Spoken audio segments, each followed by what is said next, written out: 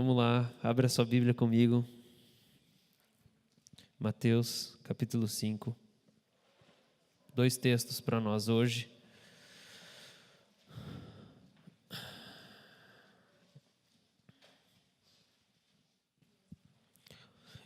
Eu acho que hoje à noite eu não vou pregar a mesma mensagem que eu vou pregar agora nessa manhã.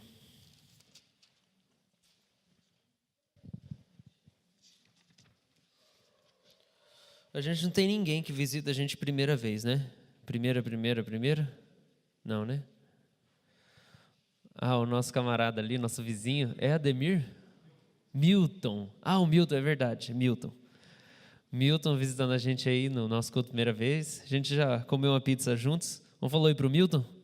Oi, Milton.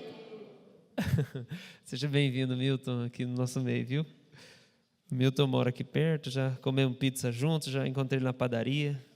Então, está em casa. Mateus capítulo 5, você abriu lá?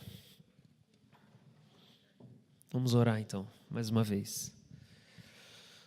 Senhor, obrigado por essa manhã, obrigado pela sua presença aqui. E eu quero pedir uma enchente de paz, uma enchente de paz nesse lugar. Enchente de paz, de paz, de paz.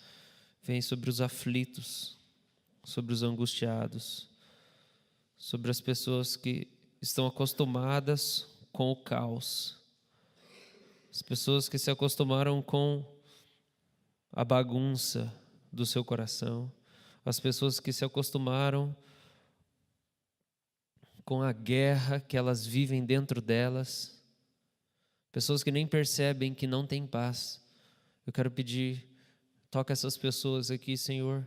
Resolve o problema de pessoas agoniadas, angustiadas, incomodadas, que não têm sossego na alma. Por favor, eu quero pedir isso. Eu quero pedir que pessoas que chegaram aqui, Senhor, nessa manhã, descansadas, mas na verdade é um falso descanso, a gente que não percebe a situação em que se encontra na sua alma, elas sejam despertadas, por favor, para aquilo que precisa, que o Senhor quer fazer nelas aqui, e que elas lutem em oração nessa manhã, e que elas entreguem a vida para o Senhor, e entreguem o coração para o Senhor. Eu quero pedir um desconforto sagrado nesse lugar, para quem esteja adormecido em seus problemas. Por favor, Senhor, reloca as coisas dentro de nós aqui, move as coisas, Deus, dentro de nós, aqui dentro de nós, mexe no nosso coração, nessa casa, nesse palácio que nós somos tua casa, seu palácio, seu castelo, Senhor. Coloca em ordem essa casa que somos nós, Senhor. Eu quero orar por isso, Senhor. Quero orar por isso, Senhor. Mexe aqui. Age aqui, Jesus. Em quem precisa, Senhor. Pela graça, porque o Senhor ama, porque o Senhor tem desejo, porque o Senhor é o maior interessado na nossa vida. Às vezes a gente nem veio aqui buscando alguma mudança real, mas o Senhor quer fazer. Então insista conosco, por favor. Jesus, Tu és soberano. Aviva essa palavra aqui, Senhor. Em nome de Jesus. Amém. Amém.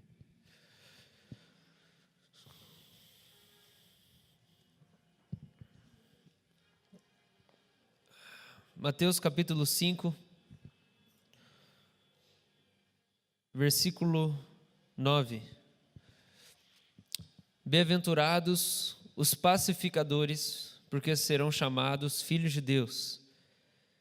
Bem-aventurados os pacificadores, porque serão chamados filhos de Deus. Amém. Eu não sei se você percebeu isso, mas os últimos 3 finais de semana eu tenho pregado a partir do Sermão do Monte. Então, eu não dei nome das pregações sobre o Sermão do Monte ou o pacificador segundo o Sermão do Monte, mas a base das mensagens que eu trouxe nas últimas semanas, elas surgem do Sermão do Monte. Então, 2 semanas atrás, se eu não me engano, quando eu falei sobre a gente sair do gesso, sobre a gente se renovar e se reinventar, porque a vida ficou cansada, Eu peguei as primeiras partes do Sermão do Monte, inclusive no Sermão da Manhã eu comecei bastante falando sobre isso. Semana passada eu falei sobre os limpos de coração, porque eles verão a Deus. E eu falei sobre a gente ter um coração puro e sobre a gente viver uma vida leve. E hoje eu quero falar sobre os pacificadores. E a gente vai começar nesse versículo do Sermão do Monte e a gente vai terminar em um outro texto do Antigo Testamento. Mas eu queria começar meditando sobre essa bem-aventurança de Jesus. Bem-aventurados os pacificadores, porque serão chamados filhos de Deus. E o que você pensa quando você escuta pacificador? Que imagem que vem na sua cabeça quando você escuta falar um pacificador? Você pensa num diplomata que está tentando melhorar a relação do seu país com outro país? Você pensa num pacifista? Você pensa num hippie? É aquela cena de colocar uma florzinha no cano do revólver. Quando você fala de pacificador, o que você pensa? O que vem para você? Que imagem que vem na sua cabeça? Um pacificador. Pacificadores são pessoas que acalmam outras pessoas. É uma definição que a gente pode trazer. Provérbios destaca que o pacificador, alguém que faz a paz, alguém que acalma outra pessoa. Provérbios destaca esse pacificador como uma pessoa que, quando abre a boca, faz com que a raiva das pessoas desapareça. Provérbios fala isso. Que o pacificador é alguém que, quando abre a boca, faz que a raiva das pessoas desapareça. Porque está lá escrito assim, no capítulo 15, verso 1. A resposta branda desvia o furor, mas a palavra dura suscita a ira. A resposta mansa, ela desvia o furor, a fúria, mas a palavra dura suscita a ira. Então o pacificador, ele é esse cara que, quando ele fala com paz. E ele desvia a raiva, a fúria, a ira do ambiente. Ele faz com que as palavras dele, ele usa as palavras dele como instrumento para acalmar uma situação turbulenta. Alguém que utiliza das palavras como instrumento para gerar descanso em outras pessoas que estão agitadas. A etimologia, né, o significado dessa palavra pacificador, ela é a junção de duas palavras no grego. A palavra eirene, que significa paz, né? Se você conhece uma pessoa que chama Irene, veio provavelmente de Eirene. E tem uma outra palavra, poieu, que significa produzir, construir, ser autor de, ser a causa, fazer uma coisa a partir de algo. Então, pega a matéria-prima e faz alguma outra coisa. Fazer uma coisa na direção de alguém. Carregar ou levar para fora. Então, a palavra pacificador, ela tem é a junção de duas, a paz e essa outra. Então, para eu levar paz para alguém, para eu construir, para eu ser o autor da paz, para eu ser a causa da paz, para eu fazer a paz a partir de algo, para eu carregar a paz, para eu levar a paz para fora, para eu ser alguém que carrega a paz. Lembra do porta-bandeira das escolas de samba?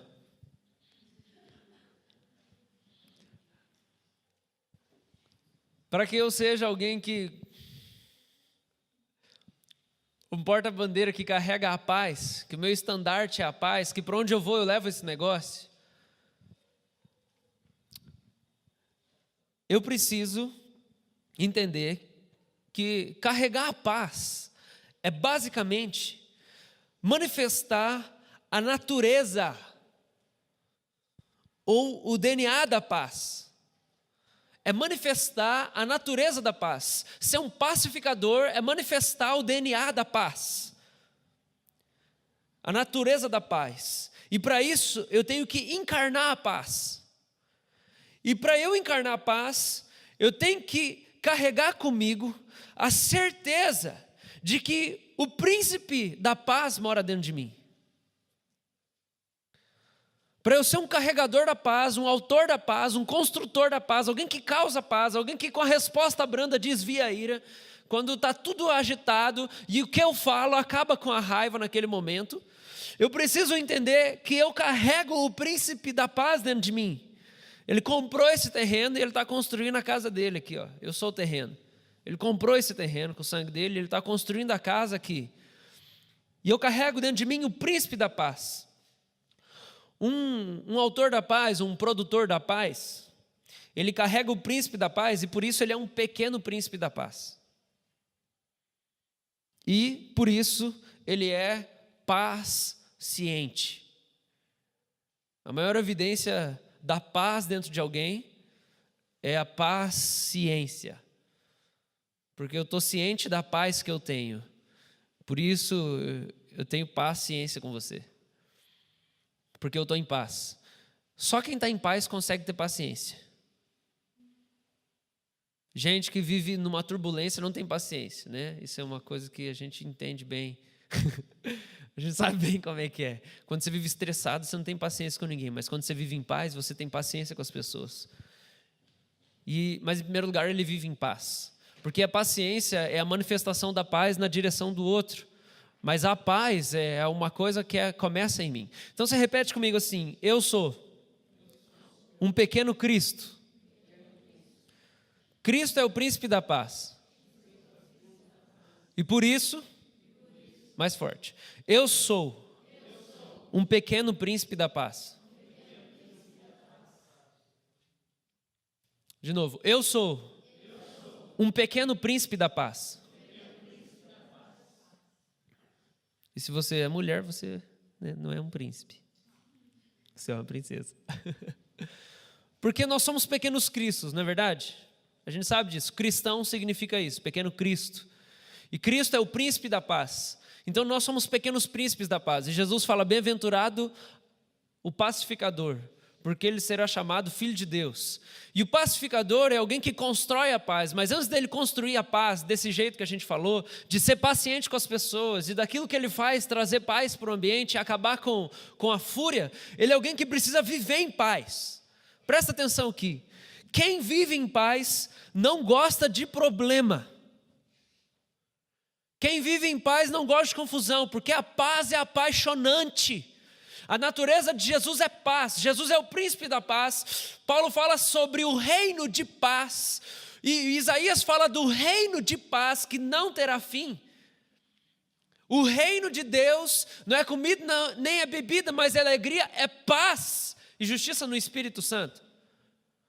E Jesus, o nosso Salvador, ele é o príncipe da paz. E nós somos pequenos príncipes da paz. E a bem-aventurança fala sobre como o crente vive. Então, se eu sou um pacificador, eu sou um pequeno príncipe da paz. Porque eu sou filho de Deus, do Deus que é a paz, que carrega a paz dentro dele. Esse é um nome de Jesus. Ele é o príncipe da paz. E por onde ele passa, ele espalha a paz. Mas para eu ser um príncipe da paz, para eu viver segundo essa identidade minha, eu preciso viver em paz primeiro.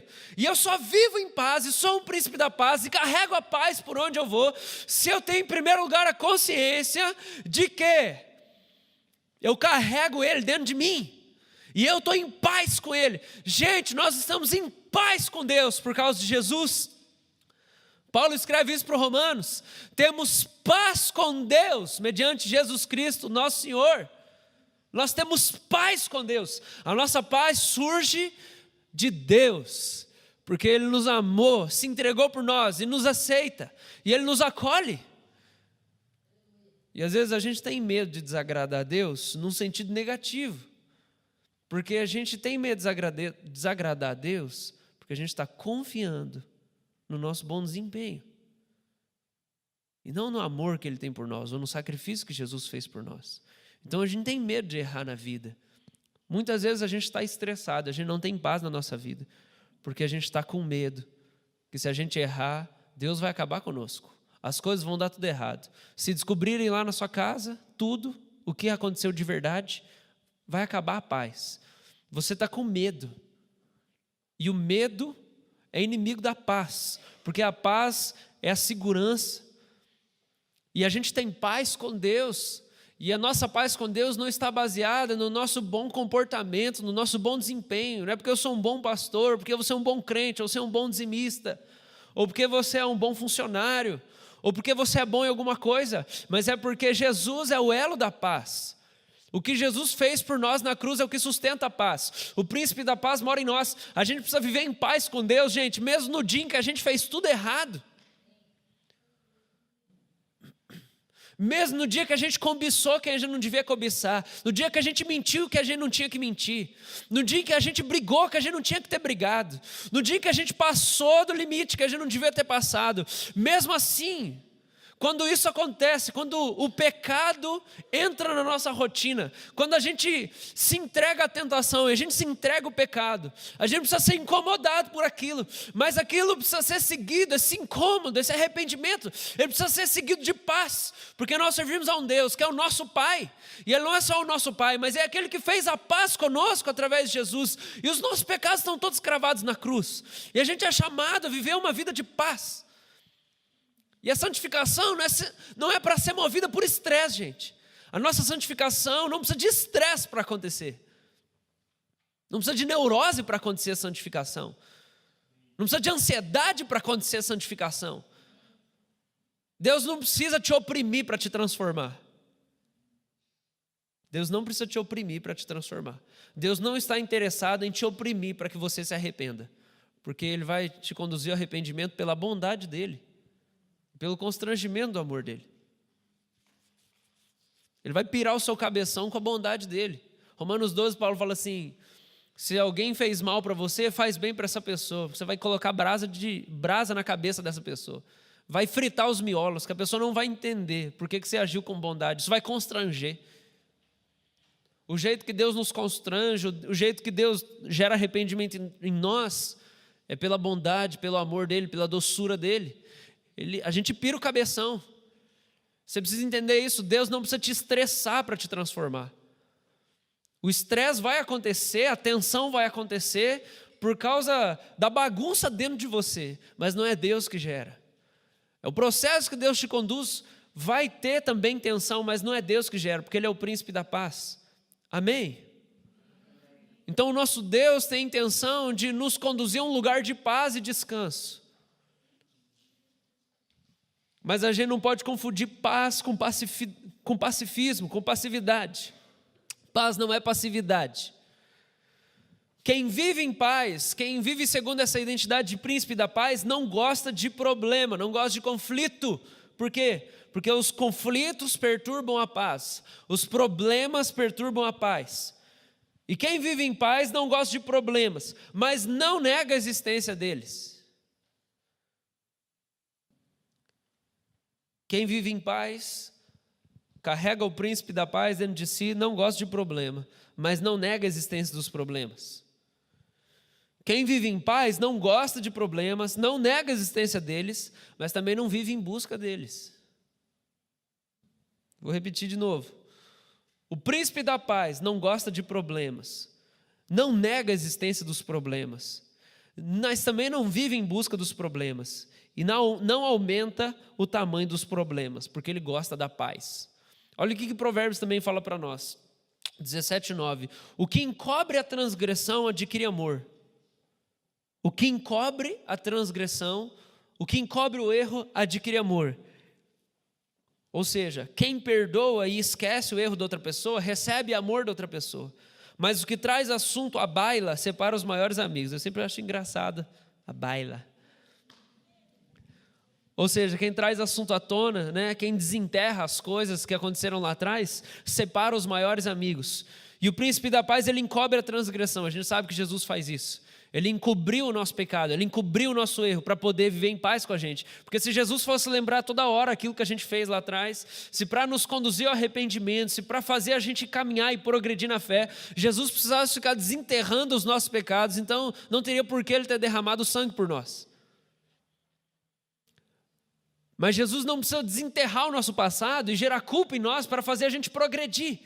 Porque desenterrar os nossos pecados e desenterrar o nosso passado não gera paz em nós. E Ele é o príncipe da paz, Ele quer nos fazer a semelhança dEle. Então o jeito de Jesus nos transformar é encobrir os nossos pecados. Ele encobre as nossas transgressões, Ele encobre os nossos erros. Por quê? Porque quem encobre a transgressão adquire amor. Então quem perdoa o erro do outro adquire amor daquele que foi perdoado. Então como que Jesus faz para que a gente ame Ele mais? e ame mais o príncipe da paz que ele é, ele nos perdoa, ele encobre. Então, ele resolve todo o problema para poder ficar em paz conosco, e isso faz a gente amar mais ele. O príncipe da paz, e a gente olha isso em Jesus, o príncipe da paz é paciente, e ele é manso. E eu quero propor, gente, aqui nessa manhã, que o príncipe da paz e os filhos dele, que são os pequenos príncipes da paz, os PPPs, eles dão uma boiada para não entrar numa briga. E se ela acontece mesmo assim, eles dão mais uma boiada para se reconciliar. Eu queria propor isso para você, que um pequeno príncipe da paz, um discípulo de Jesus, um filho de Deus, que carrega um reino de paz dentro dele, ele dá uma boiada para não entrar numa briga. E se a briga acontece, ele dá mais uma boiada se for preciso para poder se reconciliar com quem brigou. Mas quem não é pacificador, quem não vive em paz,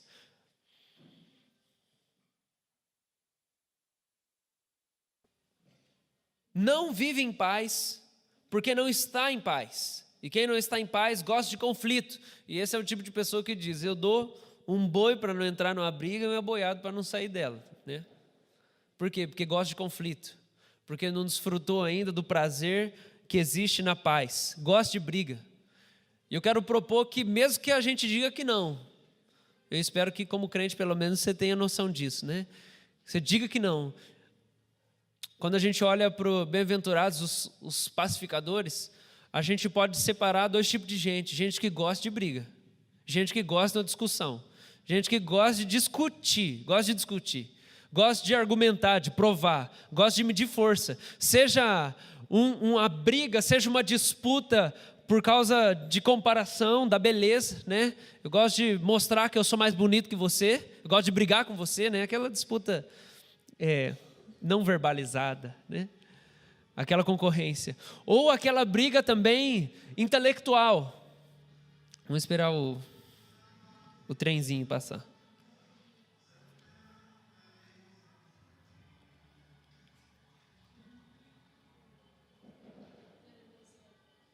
É telemensagem, gente?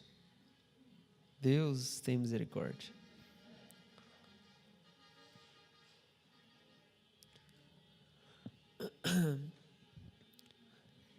Então, existem dois tipos, né?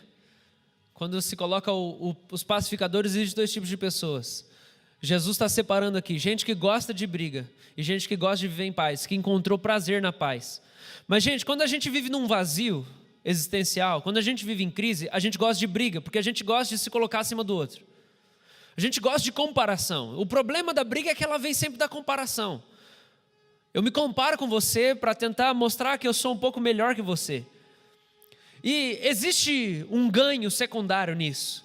A gente sabe que isso é errado, mas existe um ganho secundário nisso. Existe um prazerzinho em eu sentir que eu sou um pouco melhor que você, ou que eu sou mais bonito que você, ou que eu sou mais inteligente que você, ou que eu sou mais forte que você, ou que eu tenho mais dinheiro que você, ou que eu tenho mais poder que você, ou que eu tenho mais amigos que você, ou que eu tenho alguma coisa mais que você. Existe um prazerzinho nisso, que a gente acaba nutrindo porque faltou experimentar o prazer que existe em ter paz. Gente, enquanto a gente não entender o prazer que existe em viver em paz, o conflito ainda vai ser uma opção para nós. Seja medir força com você por qualquer coisa. Porque tem gente que gosta, né? E a gente tem essa tendência mesmo. A gente tem a tendência de querer medir força, de querer argumentar, de querer provar. Não, eu sei. Não, eu estou certo. Não, eu sou melhor. Não, eu tenho mais. Não, eu consigo mais. Existe nisso porque a gente se autopromove. Só que o que Jesus está propondo para nós é que existe um outro prazer superior em a gente conseguir viver em paz uns com os outros. E gente que entendeu isso, que entendeu esse reino de paz, que entendeu essa natureza de Jesus, é gente que faz de tudo para não ter conflito. E aí quando tem conflito, faz de tudo para se reconciliar. Mas gente que não experimentou da paz, que não tem vivido segundo esse princípio da paz, não vive paciência, não vive a mansidão, mas gosta de briga, e sem perceber, é atraído para os problemas dos outros. Vocês estão comigo? Escuta minha voz, deixa as buzinas lá. Então Jesus fala, bem-aventurado quem faz paz, porque quem faz paz é conhecido como filho de Deus. Quem faz paz é quem gosta de estar junto, porque a paz, ela permite a aproximação. Então eu gosto de estar perto de você. Eu prefiro ser feliz com você do que ser feliz sem você, do que ser feliz sozinho. Eu prefiro estar junto de você em paz e não ser melhor que você. Mas quem não vive segundo esse princípio, é gente que gosta de briga, que gente gosta de conflito. E presta atenção, quem gosta de conflito é atraído para os conflitos dos outros.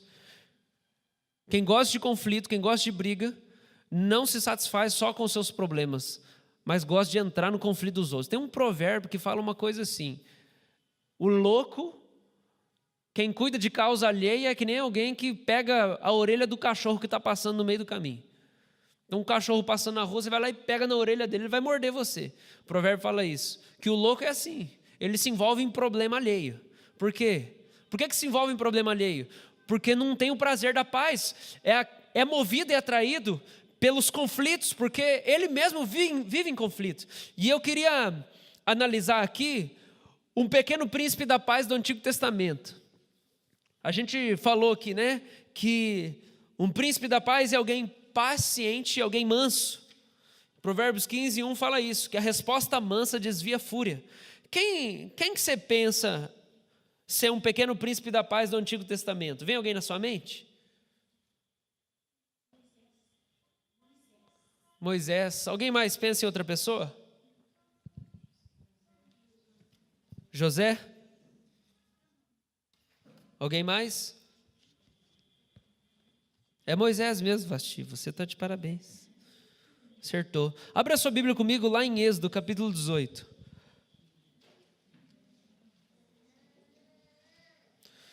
Quem perdeu a paz com as buzinas aí? É de tirar a paz, né, gente?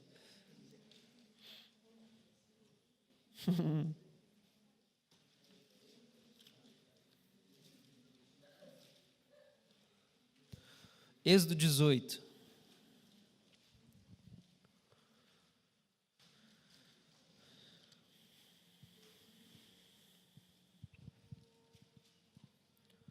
Versículo 1.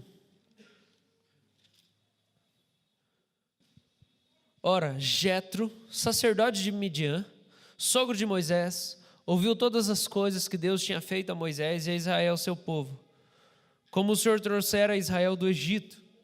Jetro, sogro de Moisés, tomou a Zípora, mulher de Moisés, depois que este lhe a enviara, com os 2 filhos dela, dos quais um se chamava Gerson, pois disse Moisés: fui peregrino em terra estrangeira, e o outro Eliezer, pois disse: o Deus de meu pai foi a minha ajuda e me livrou da espada de Faraó.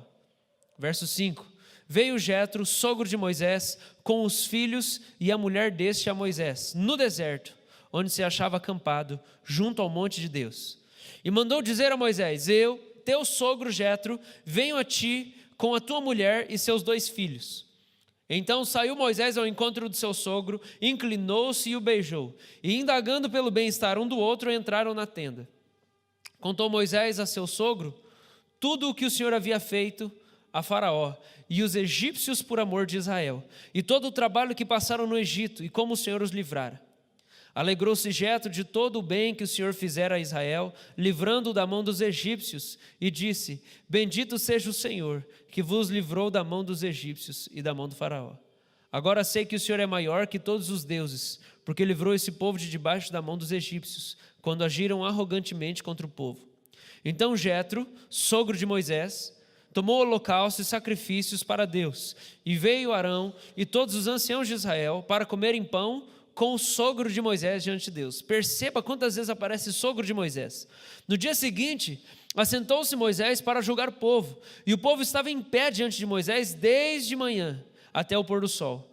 Vendo, pois, o sogro de Moisés, tudo o que ele fazia ao povo, disse: que é isso que fazes ao povo? Por que te assentas só e todo o povo está em pé diante de ti, desde a manhã até o pôr do sol? Respondeu Moisés a seu sogro: é porque o povo me vem a mim para consultar a Deus, quando tem alguma questão. Vem a mim para que eu julgue entre um e outro, e lhes declare os estatutos de Deus e as suas leis. O sogro de Moisés, porém, lhe disse: não é bom o que fazes. Sem dúvida desfalecerás, tanto tu como este povo que está contigo. Pois isso é pesado demais para ti. Tu só não podes fazer. Ouve, pois, as minhas palavras e te aconselharei, e Deus seja contigo. Representa o povo perante Deus, leva as suas causas a Deus. Ensina-lhes os estatutos e as leis e faz-lhes saber o caminho em que devem andar e a obra que devem fazer. Procura dentre o povo homens capazes, tementes a Deus, homens de verdade, que aborreçam, odeiem a avareza. Põe-nos sobre eles por chefes de 1000, chefes de 100, chefes de 50, chefes de 10, para que julguem este povo em todo o tempo. Toda a causa grave trarão a ti, mas toda a causa pequena eles mesmos julgarão. Assim será mais fácil para ti, e eles levarão a carga contigo. Se isso fizeres, e assim Deus te mandar, poderás então suportar, e assim também todo este povo tornará em paz ao seu lugar. Moisés atendeu às palavras do seu sogro e fez tudo quanto este lhe dissera. Escolheu Moisés homens capazes de todo Israel e os constituiu por cabeças sobre o povo. Chefes de 1000, chefes de 100, chefes de 50, chefes de 10. Estes julgaram o povo em todo o tempo, e a causa grave trouxeram a Moisés, e toda a causa simples julgaram eles. Então se despediu Moisés do seu sogro, e este se foi para a sua tenda. Amém. Gente, quem que é Moisés aqui? Nesse texto que a gente leu. Moisés não é mais pastor de ovelha. Moisés não é mais um filho da filha de Faraó, que está lá no palácio. Moisés não é mais alguém que fica no campo. Moisés não é mais um menino que está lá no rio. Menino do rio. Moisés é uma celebridade. Moisés aqui já é uma celebridade. A Bíblia fala que todo o Egito conhecia Moisés. E todo mundo já sabia dos sinais e das maravilhas e dos milagres que Deus tinha feito por intermédio de Moisés. Gente, Moisés é uma celebridade. Moisés é o cara mais poderoso da terra nesse tempo. Por quê? O nome de Moisés é famoso em todo o Egito. E além de Moisés, tem 1 milhão de pessoas que seguiram ele para fora do Egito. O cara tem 1 milhão de pessoas que fazem tudo o que ele diz. Todos os inimigos de Moisés tinham medo dele. E as nações, além do Egito, já tinham ouvido falar do poder de Deus e do favor de Deus com Moisés. Moisés era um erudito criado no palácio, alguém intelectual. Moisés que tinha o poder para conduzir 1 milhão de pessoas. Moisés que tinha poderes miraculosos. Moisés que tinha poder bélico. Ele tinha acabado de vencer o faraó, mas ele também tinha acabado de militar contra os amalequitas no capítulo anterior e ele venceu a guerra. Quem que é Moisés? Moisés é o homem mais poderoso do seu tempo. Moisés é um homem que tem poder bélico. Moisés é um homem que tem poder de influência. Moisés é um homem inteligente, que tem poder intelectual, de argumentação.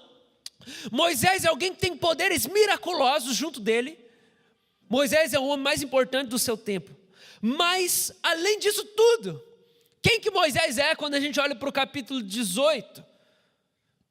Moisés é um homem de família. Moisés é um genro que foi receber uma visita do sogro.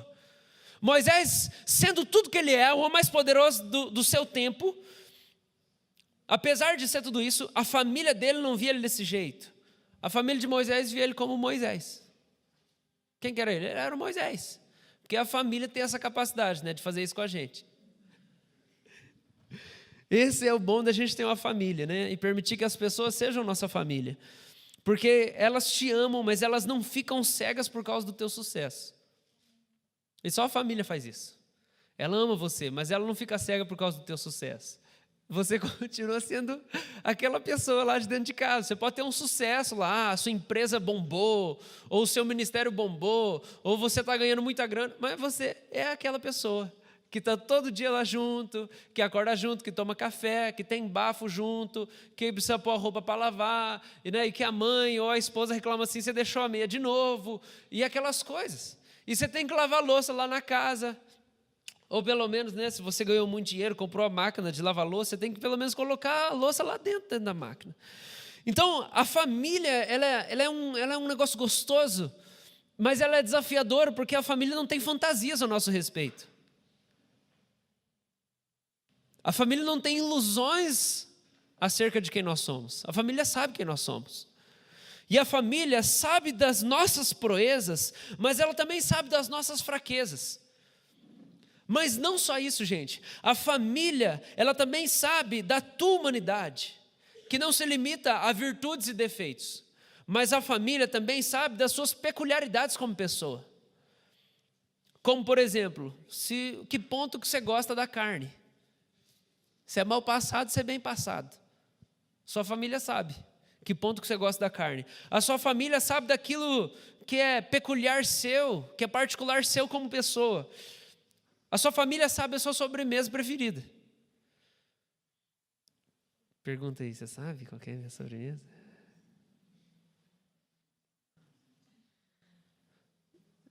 Cônjuge, se você não sabe, não responde, que nós não queremos. É da paz esse culto hoje. A família sabe o jeito da sua risada. A família sabe das palavras erradas que você falou quando você era criança. Lembra? Ninguém nunca falou assim, nossa, você falava assim quando você era nenê. O Lucas tinha um leão e ele falava leião. E quando ele falava verde, ele falava verdelê. Isso, a leia, né? Tem aquela época que não sai o R, né? Aquela coisa engraçada, né? A família presencia tudo isso, né? Passa 40... A família presencia, né, esses momentos. E daqui a 40 anos vão falar ainda, lembra o pastor falou presencia na pregação. A família sabe o inseto que você tem medo. Quem que é? É a barata, é o rato, é a borboleta, é a mariposa. A família sabe também a música que você escuta sempre, ou que você canta sempre, é todo dia aquela música. O pessoal da sua casa não aguenta mais se ouvindo aquela música, aquela banda.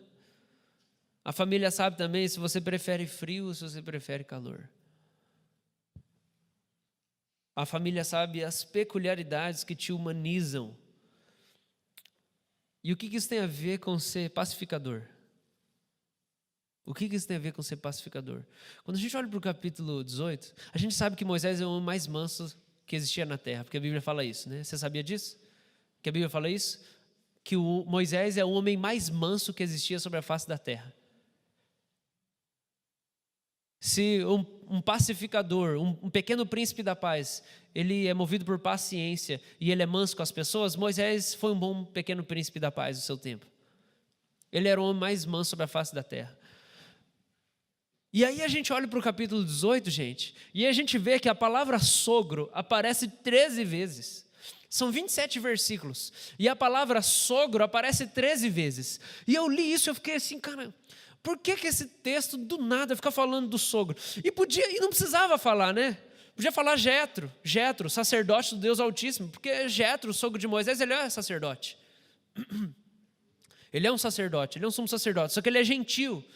Então, você vê aqui nesse texto que quando Jetro chega para cumprimentar Moisés, porque ele ouviu falar de tudo que Deus tinha feito através de Moisés, e dos milagres, e dos sinais, e tudo aquilo que aconteceu através da vida de Moisés, eles se beijam, eles entram para a tenda e começam a colocar o papo em dia. E aí, como é que tá? Beleza, me conta melhor, como é que foi? E a cara do faraó? E esse negócio, como é que o mar abriu? E aí, aquele papo, né? Moisés já estava, gente, com 80 e poucos anos aqui. Então, o sogro dele, né, devia ter uns 100, ou um pouco mais. Então é papo de velho mesmo. Gente, eu não sei se eles tinham dente com essa idade, naquela época. Deus abriu o mar, olha que maravilha, olha que bênção, que maravilhoso. E aí eles foram botar o papo em dia, né? Tomar um chazinho, comer uma coalhadinha ali, com aquele pão sírio. E aí eles começam a bater papo, e aí daqui a pouco... que benção, né? O sogro de Moisés trouxe a esposa e os filhos dele, o Eliezer e o Gerson. E aí no outro dia de manhã, Jetro levanta, né? porque quando você é hóspede, você não levanta a hora que o dono da casa levanta, né? O Jetro deixou a terra onde ele morava para ir lá no meio do deserto encontrar Moisés. Então ele estava lá de visita, estava lá visitando. Aí, quando ele está lá visitando, ele levanta depois que o dono da casa, né? Ele levanta, espreguiça e tal. Onde é que está Moisés? Moisés está lá, está trabalhando já. Aí Jetro vai ver o que Moisés está fazendo. E quando ele olha, ele vê uma fila quilométrica e Moisés aconselhando todo mundo. Ele fala: o que você está fazendo, Moisés? Ele: então, sogrão, aqui eu aconselho as pessoas. Moisés, você está doido. Você vai passar o dia inteiro, você tem 1 milhão de pessoas. Você deve ter, assim, se for tudo bem, você tem 1/100 de problema. 100 mil pessoas pedindo ajuda. 100 mil pessoas pedindo ajuda. Você só vai aconselhar quantos anos você acha que você vai levar? Até você for responder o problema da última pessoa, ela já morreu. Não é bom o que você está fazendo, Moisés. Você vai morrer desde manhã até o pôr do sol. Escuta o velho. Aí ele fala: escuta o velho aqui, escuta o velho. O velho vai te dar um conselho. Faz o seguinte, leva as causas dele perante Deus. Leva as causas do povo perante Deus. E aí, você escolhe dentre o povo pessoas que são capazes, que odeiem a avareza, né, que odeiem o amor ao dinheiro, pessoas que são bem reconhecidas como gente temente a Deus aqui, e você coloca essas pessoas como líderes de 1.000, de 100, de 50, e você divide a responsabilidade com eles. Você não precisa levar esse fardo sozinho de liderar o povo inteiro. E ele fala: mas ora, porque se isso agradar a Deus, isso vai ser bom para todos. Aí as pessoas, esses líderes vão levar carga com você e o povo vai voltar em paz para casa. O povo vai voltar em paz para casa. Aí Moisés faz isso. Aí você vai ver no capítulo seguinte, o que Moisés fez? Deus vai para o Monte Sinai, porque o sogro dele falou para ele: vai conversar com Deus sobre esses problemas. Leva as causas deles perante Deus. Olha lá no versículo 19. Ouve, pois, as minhas palavras, eu te aconselharei, e Deus seja contigo. Representa o povo perante Deus e leva as suas causas a Deus. Aí no capítulo 19 ele vai fazer isso. Ele vai levar as causas do povo diante de Deus, para pedir direção para Deus.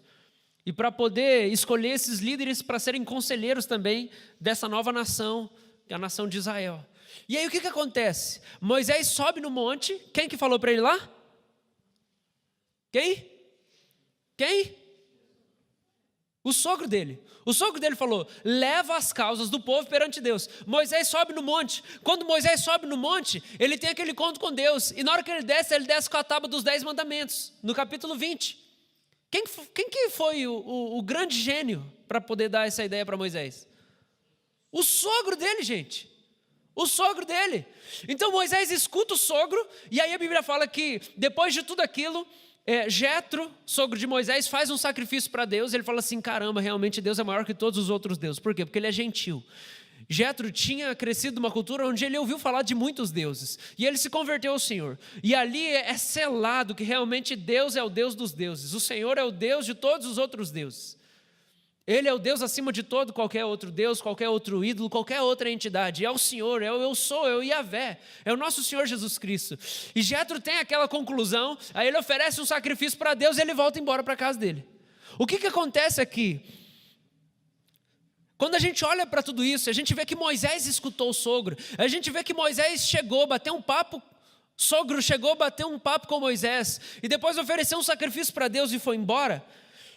A gente entende que Deus e Moisés, que é o autor de Êxodo, estão tentando dizer algo para nós. E aqui é todo o ponto da minha reflexão nessa manhã, vai culminar nesse momento aqui. Que parece que o que Moisés e Deus estão querendo dizer para nós aqui é da importância da família. Não importa o quanto você prospere.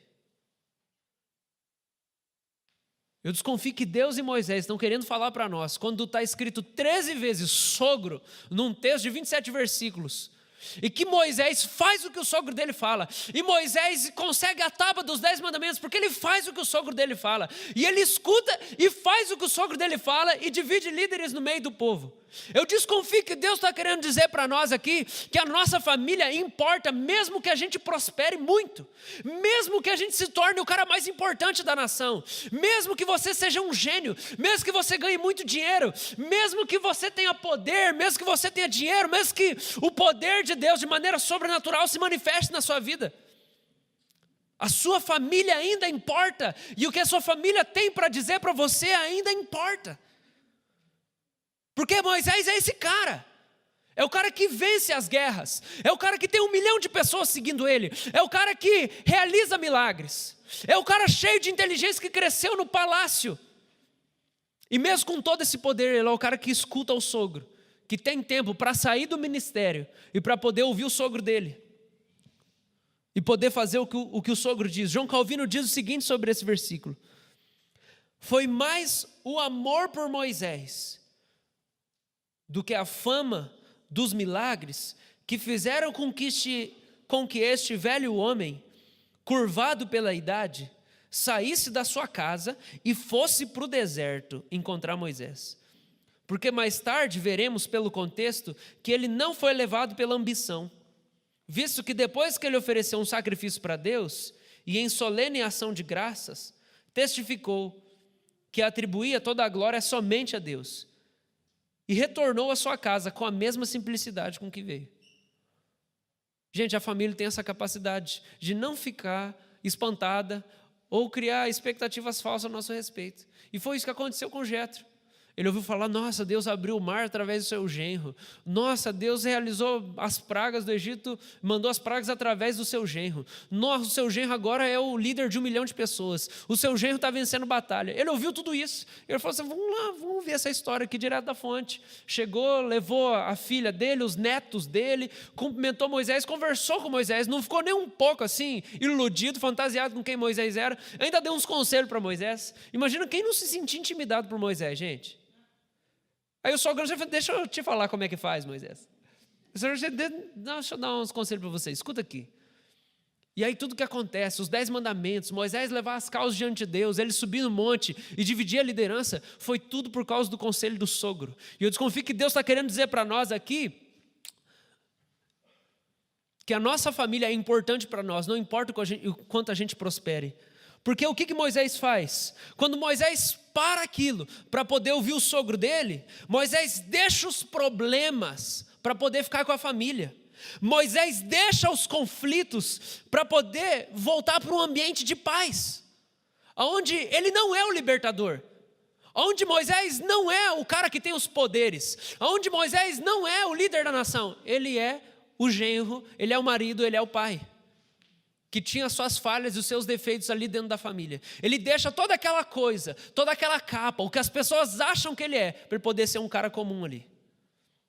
E poder ouvir a crítica do sogro, que ajudou muito ele.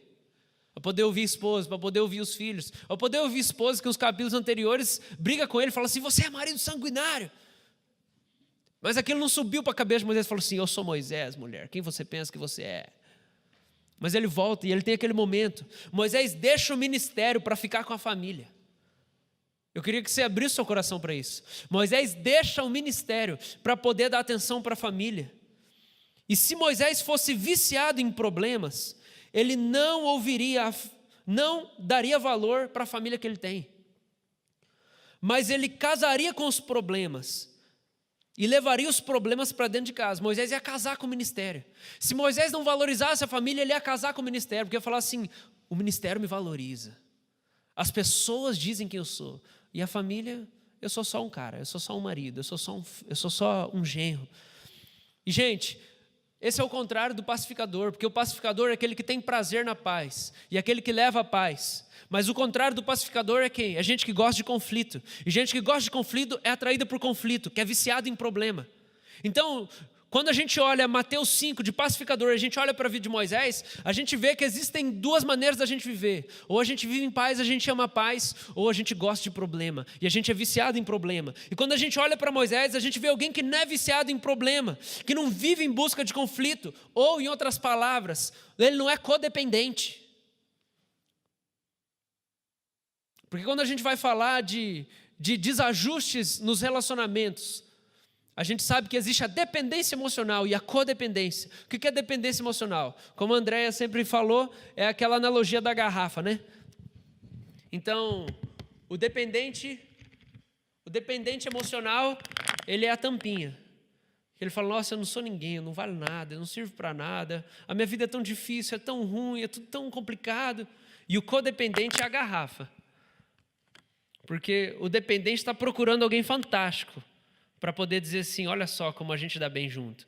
E para poder encaixar. E o codependente é alguém que faz tudo, né? Eu sou bom demais, eu faço tudo dar certo. E precisa de alguém que é uma tampa para poder admirar ele. Então é o cara que é o bonzão, né? Que também ele se sente um lixo. E aí ele precisa de alguém que sente que não vale nada para poder abraçar, envolver e falar assim, eu sou seu tudo. E a tampinha é alguém que sente que é um lixo também e acha que não é ninguém. E precisa de uma garrafona para poder dizer assim, você é tudo para mim. Então o codependente fala, eu sou tudo para você. E a garrafinha fala assim, você é tudo para mim. E é um dependente do outro.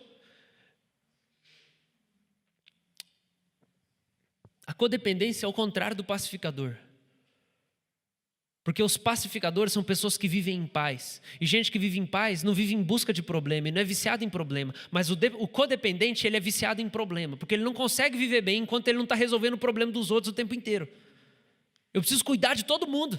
Eu preciso, só os problemas da minha vida não basta. Estou caçando gente que tem problema, sem perceber, para poder estar perto, para poder sentir que eu tenho significado na minha vida. Gente assim é gente que não vive em paz, porque se vivesse em paz não ficava caçando problema.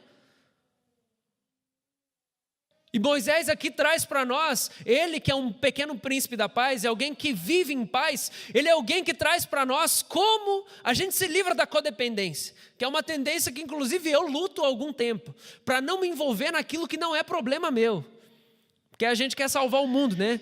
Quem tem uma luta com a codependência quer salvar todo mundo, quer ser o salvador de todo mundo. Como que a gente resolve a questão da codependência? Família. Moisés podia falar assim, sogro, obrigado por você ter vindo, eu não tenho tempo para você, eu tenho que salvar Israel. O cara viciado em problema dos outros. Aí ele pega e volta para lá para casa, onde ele não é ninguém superstar. Ele é o Moisés. Ele é o genro, ele é o marido, ele é o pai. Moisés, ele ensina para nós como a gente lida com a codependência. Se Moisés não vivesse em paz, ele casaria com o ministério, gente. Você está entendendo isso que eu estou dizendo aqui, em nome de Jesus? Que o contrário de viver em paz é viver viciado em conflito. A codependência é um comportamento que resulta da falta de paz que você tem, porque você é atraído e atrai aquilo que existe dentro de você. E como você não tem paz, você é atraído por pessoas que não vivem em paz.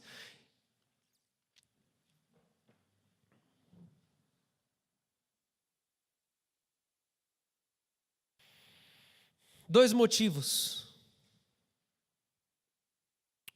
pelo qual isso acontece. Isso o quê? Gente viciada em problema é gente que não tem família. Por que isso acontece? Primeiro motivo, como eu não tenho experiência de paz dentro de casa, como a minha família não é um ambiente de paz, então eu prefiro estar fora da minha família, envolvido nos problemas dos outros. Porque eu atraio e sou atraído por aquilo que existe dentro de mim. Então, o meu ambiente, o meu habitat natural, a minha casa, como não tem paz, como é uma bagunça, eu fui discipulado a viver envolvido em problema, a não ter harmonia, a não ter descanso. Eu acabo vivendo para resolver os problemas dos outros, porque eu fui discipulado nesse sistema, nesse jeito de viver.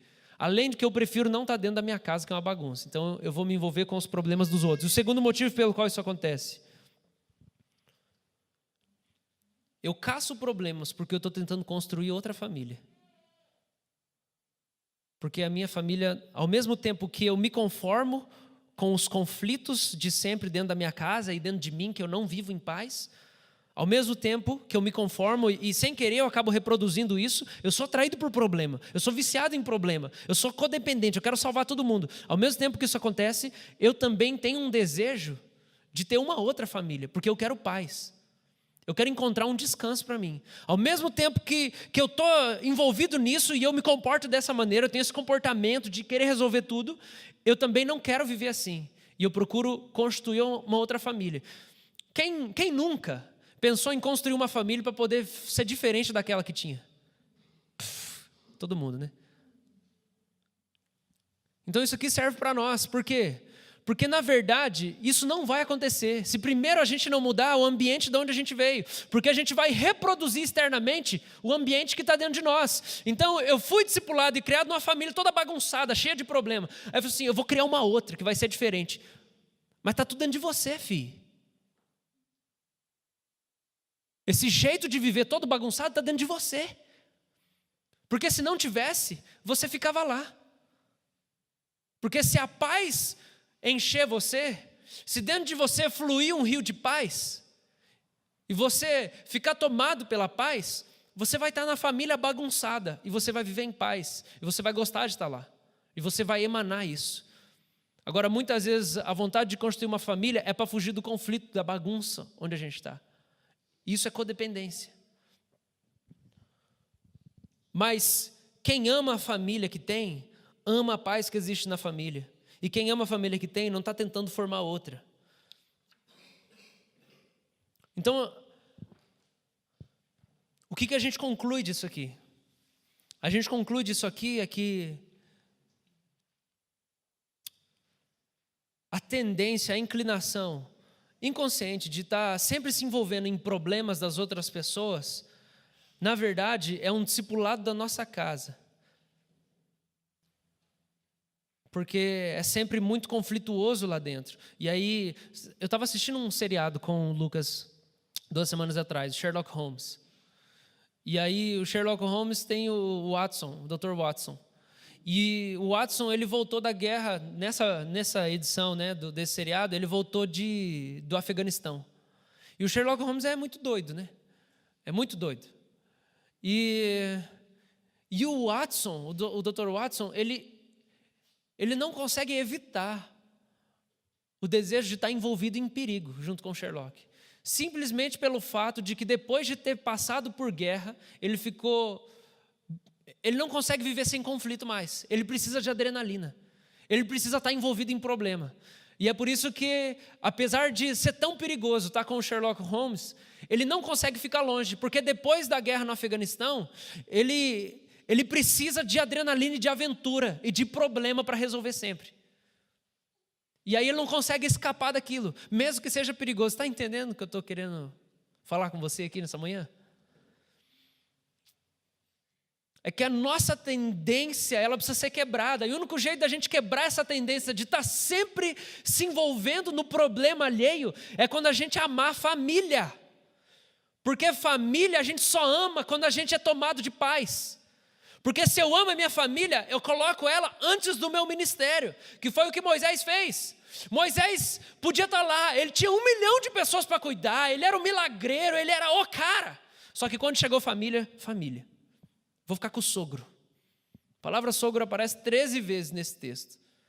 Sogro, é o sogro, é a família, é a mulher, é os filhos. Por quê? Porque é o homem mais manso da terra. O primeiro lugar em que ele manifesta a paz e a mansidão que ele tem é dentro da casa dele. Não é se envolvendo com os conflitos dos outros. Porque, como a gente leu no texto aqui hoje, se o presbítero não cuida da própria casa, como é que ele vai cuidar da igreja? Se o cara não consegue viver em paz dentro dele mesmo e dentro da casa dele, como é que ele vai levar a paz para as outras pessoas? Então, talvez o que Jesus está dizendo para nós em Mateus 5, versículo 9 é: bem-aventurados são as pessoas resolvidas, que têm dentro de si uma cachoeira de paz, porque elas terão capacidade de construir família e ensinar ao mundo que família é bom e dá certo. Lembra do versículo inteiro? Bem-aventurados os pacificadores, por quê? Serão chamados filhos de Deus. Filhos de Deus. Porque a primeira coisa que a conversão a Jesus, que essa intimidade com esse príncipe da paz vai fazer comigo e com você, é ensinar a gente a ser filho de Deus. E isso vai afetar diretamente, em primeiro lugar, a família que você tem, e segundo, a tua relação com seus irmãos na fé. Então eu queria propor para você, querido, que ser um pacificador é ser alguém bem resolvido com a família que tem. Porque a gente não vai levar a paz para ninguém se dentro de casa a gente não tiver paz. E ter paz dentro de casa é uma escolha sua. Não é uma escolha das outras pessoas da sua casa, é uma escolha sua viver em paz dentro de casa.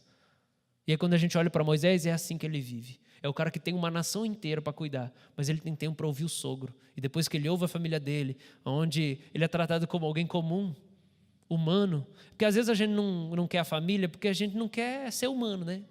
A gente não quer ouvir falar assim, você tem que lavar louça, você tem que arrumar o seu quarto, você tem que ajudar a pagar a conta de luz. Você não quer ser humano, você quer ser superstar, você quer ser admirado pelas pessoas que não te conhecem. Moisés volta para a família dele, por quê? Porque ele vive em paz, ele é o cara mais manso da face da terra, ele é um pacificador, e é por isso que ele consegue ficar lá e ouvir o que a família dele tem para dizer para ele. Amém, gente?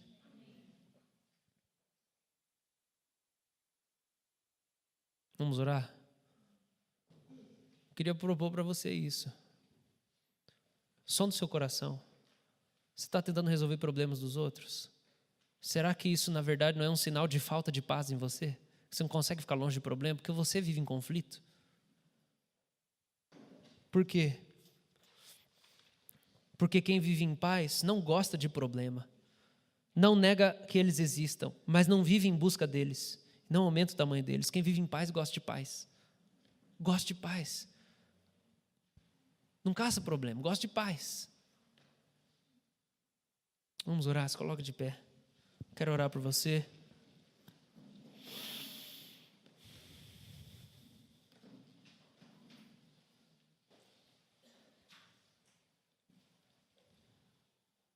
Abre seu coração para ouvir do Senhor.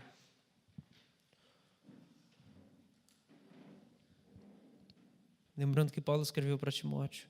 Como que você vai cuidar da casa de Deus sem cuidar da sua casa primeiro? Como que você vai servir ministério se você não serve dentro de casa? Como você vai levar a paz para as pessoas lá fora se você não vive em paz com a sua família? Bem-aventurados os pacificadores, porque eles serão chamados filhos de Deus. Quem vive em paz sabe ser filho, sabe ser irmão, sabe ser pai, sabe ser marido, sabe ser esposo. Quem vive em paz sabe ter família. É isso que Jesus fala. Bem-aventurado as pessoas que são cheias de paz e que carregam a paz, porque elas vão ser chamadas como membros de família. Como membros de família. Queria convidar você a colocar o seu coração diante de Deus. Você mesmo. Ora você. Coloque o seu coração diante do Senhor. Talvez você precise de um encontro com o príncipe da paz. Você precisa se resolver com você. Você precisa se resolver. Família precisa trazer uma grande satisfação para você.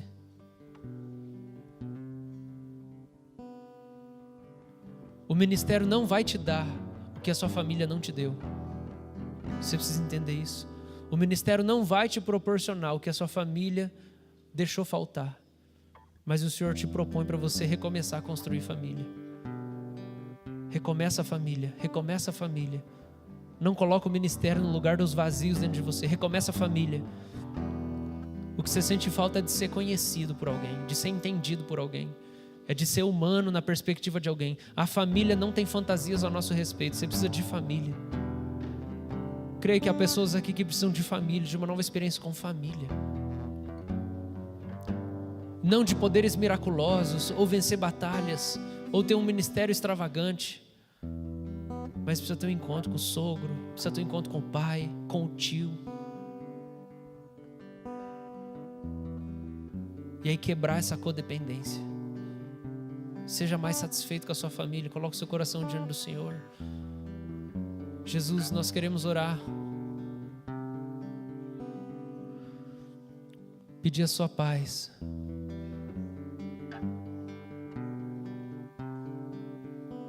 Quebra o ciclo caótico, Senhor.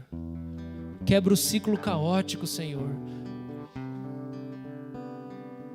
Quem dentro de si, Deus, tem uma inclinação para o caos, para a bagunça, para o conflito.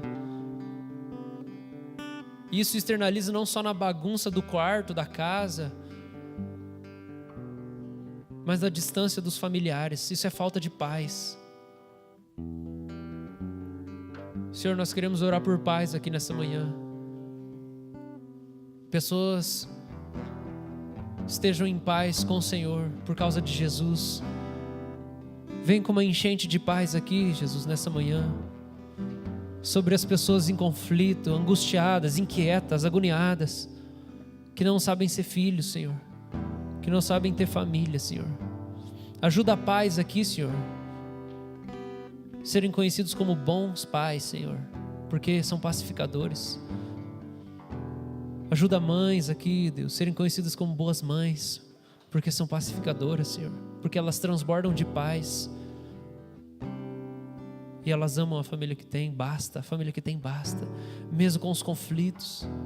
Senhor, eu quero pedir ajuda, Senhor, porque, Deus, é uma tendência muito grande, eu sei que pessoas fazem isso, Deus, é olhar para a família e falar, minha família é uma bagunça, e aí procura a paz em outro lugar, mas a paz vem de Jesus, não vem de família. A paz vem de Jesus para dentro, Senhor. Eu quero pedir isso por pessoas que têm procurado, Senhor, problemas porque não tem família. Senhor, a gente procura problema dos outros porque a gente está tentando fazer com que o outro seja a nossa família. A gente quer resolver problema do outro porque está tentando fazer o outro ser nossa família. Isso é uma grande probabilidade para nós, e eu quero pedir por isso, Senhor. O Senhor já nos deu família, Senhor. O Senhor já nos deu família, Senhor. Nos ajuda a parar, a fincar as raízes.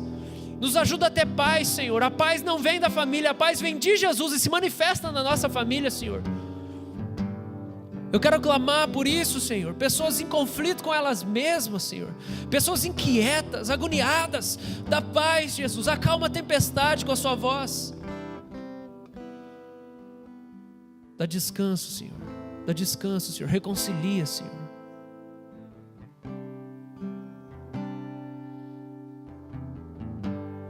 Livra da codependência, Senhor. Entrego os meus dias, os meus sonhos, tudo que tenho, dou-te. Te entrego os meus dias.